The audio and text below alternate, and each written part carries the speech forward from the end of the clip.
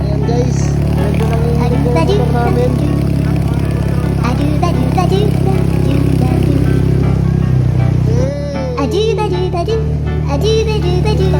Dadaan mo pa talaga dito.